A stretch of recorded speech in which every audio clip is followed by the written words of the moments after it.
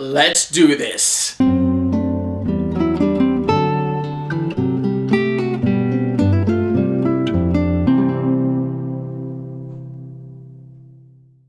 What's up, guys? This is Fico, and this is my gaming mind. Now, this time around, I have decided to dedicate this one particular moment to post something about, not about stuff that I'm currently doing or video game footage or anything, but this is simply an interesting topic that was brought up to me. It was something that I mentioned a couple of months ago when I was doing FGM. So now, what I mentioned earlier on my Facebook that I plan to do a separate channel with my thoughts on movies, on music, on TV shows, on sporting events, on stuff that I hear.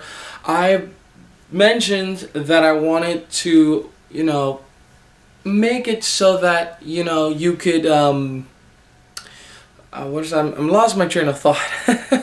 I lost it and it's coming back. Well, I made it so that I could, if people had any suggestions of what they wanted, they could post in. And one person asked me to talk about what my thoughts were of a particular topic, and I told them I would do that, but I was going to do it on FGM's channel because this is a gaming topic.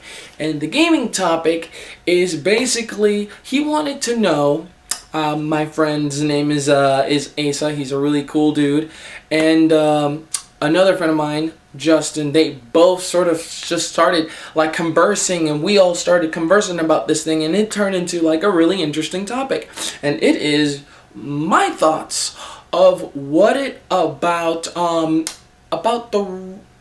DLC, downloadable content, and the rise of production costs. Now, I'm going to talk more about DLC because I don't know what is the rise of production costs, how big they are, and how bad they are. But I do think that the DLC issue could definitely contribute to this, because if it costs more to make a game, then when you're done making the game, you're gonna want to have a reason to come back to this game.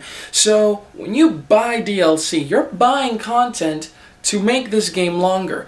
An extra adventure, another character you could use in battle, skins, music, extra customizable gear to put on your characters, an extra, the popular ones that I've noticed are the ones that are in fighting games, like in Mortal Kombat, the extra skins, excuse me, the extra characters, a pack to unlock another mission in a game.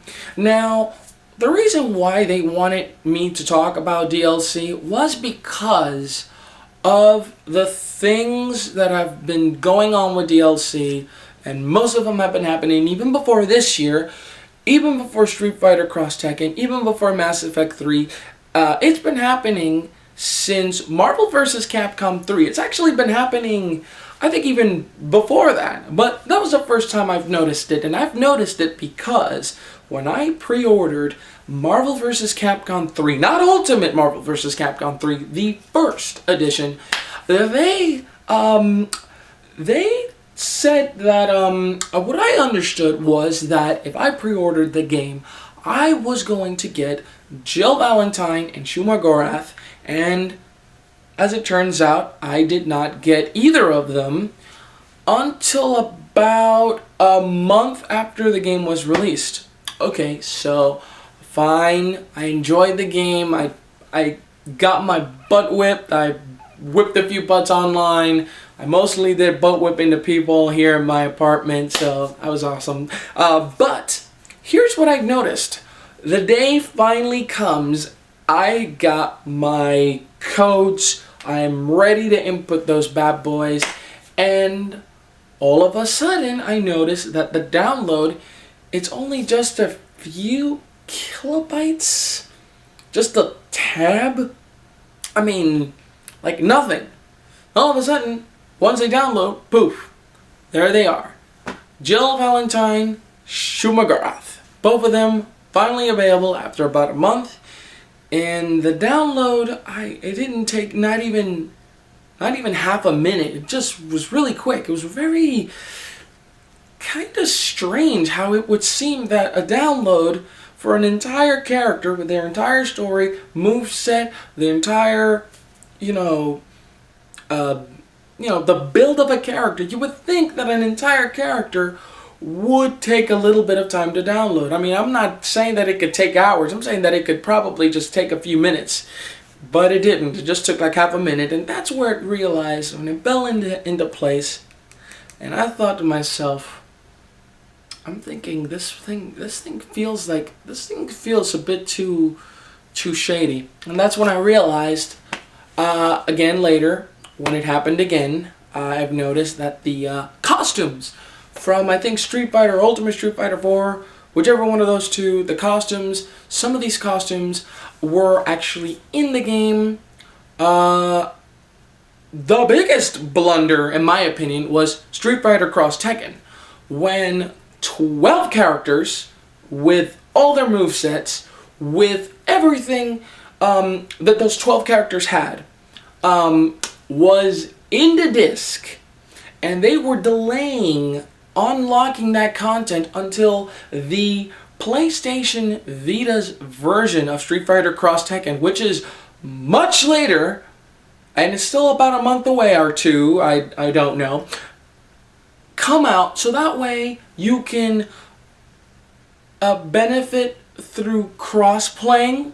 I mean, that to me is in my opinion, I believe that what's going on with the DLC is just ridiculous. It's really freaking stupid how companies are taking DLC. They come up with these excuses. If you give an explanation as to why you have to delay characters that are on the disc, and then you have to pay for them after you bought the game, and the explanation doesn't make a lick of sense, they're trying to nickel and dime you. They're trying to steal your money. They are trying to basically make you pay more just so that you could keep playing this game. Keep in mind, all 12 characters are on the disc. You bought the game. If you buy the game now for $40, those 12 characters are in that disc. Those characters are already in there. They're ready for you to be played. They are in the disc. So why is it that you can't play as them now? Because you have to pay for them. That's where I have a problem. If content has already been created, then why do you have to then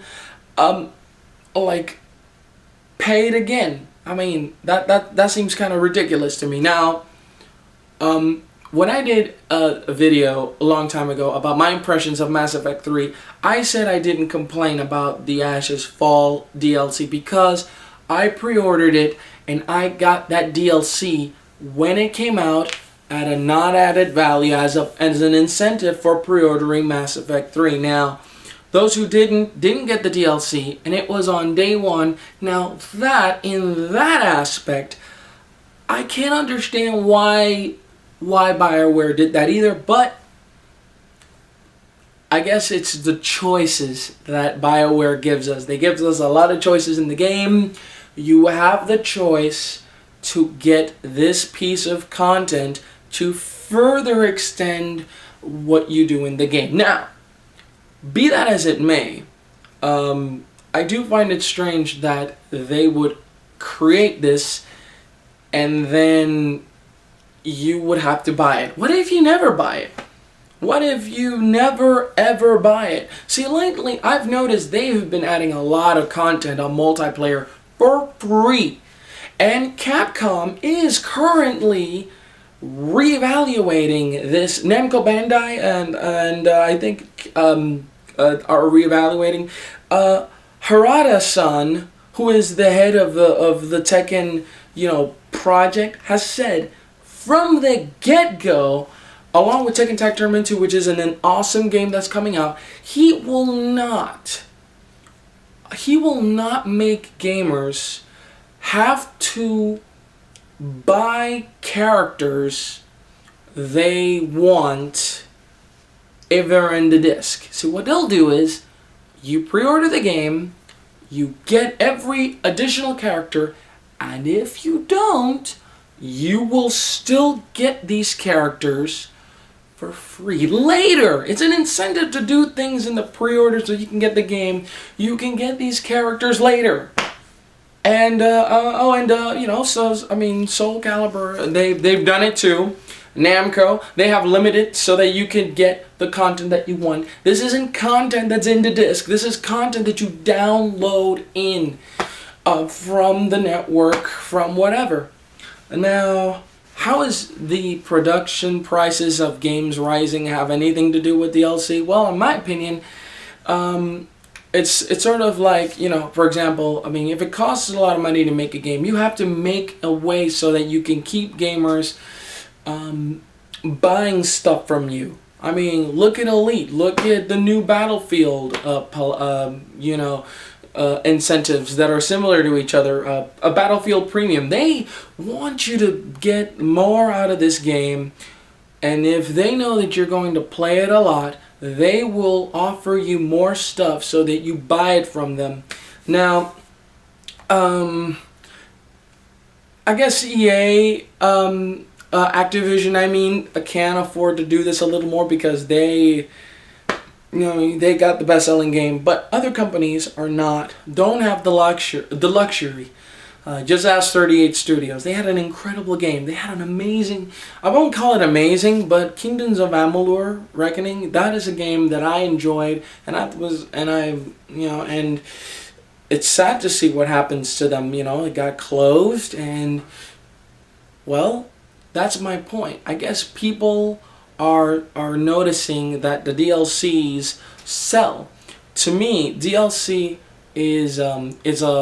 it was something that was fun at first, but now the practices that they're doing, keeping content locked into discs, keeping content locked so that you can't access it, making you pay for content that you already own. You know what I would compare it, just to conclude my entire subject, this whole thing. It's like buying a house and then when you've bought the house, you got access to the kitchen, the bathroom, the bedrooms, the garage, if you have a basement, and then you get these additional rooms, these extra cool added bonus rooms all over the house. You can basically do whatever you want. But to get into those rooms, you basically have to pay for them again. After you just purchased the house, you're paying a house you already own, you have to pay like an extra incentive to get access to those rooms? I don't think so. You should do the Namco way. Look, you own it. It belongs to you. Just go into those rooms and enjoy. So, with that said, I do not like the position that they're taking with DLC. I do not think they should get rid of DLC. But if they're gonna do, my position in DLC is, if you can get the content ready for launch, it's gotta be part of the game. Get the Mass Effect mission in there, get the characters that we want in there, get everything else that's in the disc included. If you want us to get a game pre-ordered to buy it and you want to offer something, don't include it on the disc. Add it for later. Okay? So that's my position. If you think you have an opinion about DLC, or if you have anything you want to say or add to what I've said before, you can leave comments down below. You can leave good ones. Try to limit the bad ones. But okay, you know what? If you want to leave an opinion, leave an opinion. And as always, if you like what you see here, come subscribe to my channel. You can go to the Facebook channel in the main homepage, and you can also see other posts. You can also go to my blog at ficosgamingmind.blogspot.com. I just added a new design for it, so it looks a little more organized. A chance so you can add, you can follow it by going to the right, and then this little thing will pop out. It'll be easier to find. So if you have any sort of suggestions of anything you'd like me to talk about next, just leave a comment on what you'd like me to talk about next, and I'll make a video, post it, bam, there you go. So anyway, that is my position with DLC. My name is Fico. I don't have a headache, but I wanted to wear these, and that was my gaming mind. Peace out.